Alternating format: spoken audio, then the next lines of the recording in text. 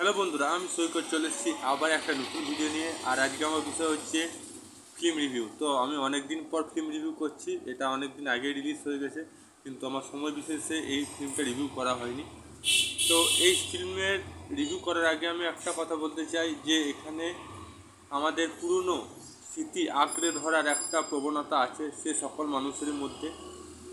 হয়তো আমরা সেটা মানতে চাই না, আমরা আধুনিকের সাথে তাল মিলিয়ে চলতে চাই। হয়তো আমরা নিজেকে আধুনিক দেখাতে গিয়ে লুকিয়ে রাখি নিজের অতীতকে এবং নিজেকে এমন প্রমাণ করার চেষ্টা করি যে আমরা অতীত কথা না ভেবে বর্তমানে এগিয়ে চলছি, কিন্তু সেটা পুরোপুরি ভুল। আমরা অতীতকে আঁকড়ে ধরেই বেঁচে আছি, কিন্তু সেটা আমরা স্বীকার করতে চাই না। বা এটা যতই নতুন হয়ে যায় না কেন, পুরনো প্রতি একটা আমাদের প্রতি মানুষের টান থেকেই যায়, বা পুরনো অতীতকে ভোলা যায় না সহজে। হয়তো মানুষ সেটা অভিনয় করে, বা এটাও হতে পারে পুরনোর জন্যই নতুনের উপলব্ধি পায়। তো এই সব টপিকস নিয়ে সিনেমাটার নাম হচ্ছে পুরাতন। মুখ্য চরিত্রে অভিনয় করছে সেখানে হচ্ছে ইন্দ্রনীল, একজন পেন্টারে অভিনয় করছে, ভালো পেন্টিং করে। অন্যদিকে ঋতুপর্ণা চরিত্র অভিনয় করছে, এখানে তিনি অভিনয় করছে একজন ক্যামেরাম্যানের ফটোগ্রাফারের চরিত্রে অভিনয় করছে। আর অন্যদিকে শর্মিলা টাগোর একজন মায়ের চরিত্রে অভিনয় করছে, ঋতুপর্ণা মায়ের চরিত্রে অভিনয় করছে। এবার ঘটনাটা হচ্ছে শর্মিলা ট্যাগরকে নিয়ে। শর্মিলা ট্যাগর সে পুরনো স্মৃতি মাঝে মধ্যে চলে যায়, আবার মাঝে মধ্যে অতীতে চলে যায়, একবার বর্তমানে চলে আসে।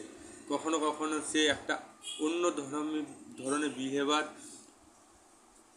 সামনে সামনে অন্য ধরনের কথাবার্তা, অলৌকিক ধরনের কথাবার্তা বলতে থাকে এবং সামনের জন সেটা বিভ্রান্ত হয়ে যায়। তো এটাই সমস্যা নিয়ে সিনেমাটা 1 ঘন্টা 35 মিনিট। এখানে সিনেমাতে প্রডিউসার হচ্ছে ঋতুপর্ণা সেনগুপ্ত।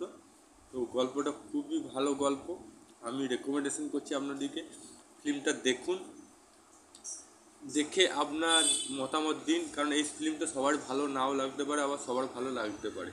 যদি মন দিয়ে দেখা হয় সিনেমাটা, 1 ঘন্টা 35 মিনিট যদি মন দিয়ে দেখে, তো সিনেমার গল্পটা মানে বুঝতে পারবে আপনারা। এবং মানুষের মানসিক যে সমস্যা হয়, মনের যে সমস্যা হয়, এবং পুরনো অতীতের যে একটা বাঁধন বা আঘাত, সেটা সম্বন্ধে আমরা পুরো অবগত হব। আপনাদের মতামত কি সেটা কমেন্ট বক্সে লিখে জানান। যদি সিনেমাটা দেখে থাকেন না নাও দেখে থাকেন, তো কমেন্ট বক্সে আপনার মতামত জানান। ভিডিওটা ভালো লাগলে লাইক করুন, চ্যানেল নতুন থাকলে সাবস্ক্রাইব অল বাটন প্রেস করুন, ফেসবুকে দেখলে পেজটা ফলো করুন। আবার দেখা হবে নতুন কোনো ভিডিও নিয়ে। ততক্ষণ জয় হিন্দ, জয় ভারত, ভালো থাকুন, সুস্থ থাকুন।